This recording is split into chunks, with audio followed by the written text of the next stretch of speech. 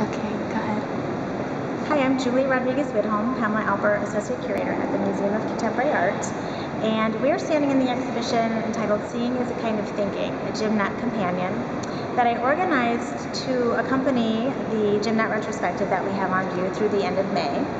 And what I wanted to do was recontextualize Jim Nutt's work, or allow visitors to think about his work in a context beyond the ARU. He's really identified as an artist from the 1960s in Chicago, working in this figurative, grotesque sort of way. And really his work has progressed beyond that into a consistent body of work for the last 20 years that has been these fastidious, meticulously painted bust portraits of pretty much female figures, although it's sort of ambiguous if they're female or not. So what I did was I culled from the museum's collection and brought together works from artists of all generations, starting with the surrealists up to some young Chicago artists working here today, to make relationships and expand the dialogue around his work. So I have organized the show into 4 sections. One is looking at the tradition of bust portraiture.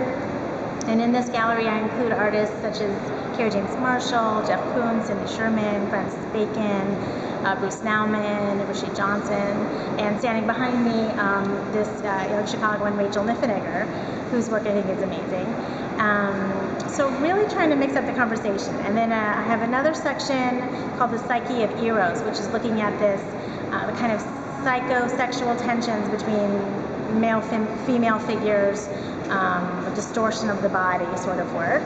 And then I have a section that's looking at artists who look for inspiration outside of art, sometimes looking at advertising, comic books, sometimes looking at non-Western art or self-taught artists, because Jim Nutt was very influenced by all of those things. And I think it's a way of working common to many artists.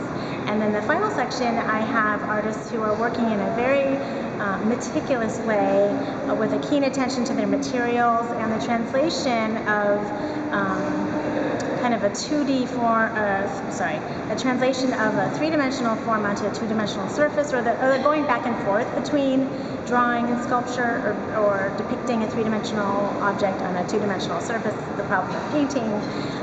So I have artists in there like Garth Weiser, Diane Simpson, Francis Whitehead, Toma Obbs, Kay Rosen. So it's really a pretty eclectic group of works, and I hope you can come see it. And what was your process for putting this show together? I mean, these are all artists mostly from this museum's collection, permanent collection. That's right, yeah. We have about 2,600 objects, and I am very familiar with the collection, so there were certain pieces that immediately had a resonance for me.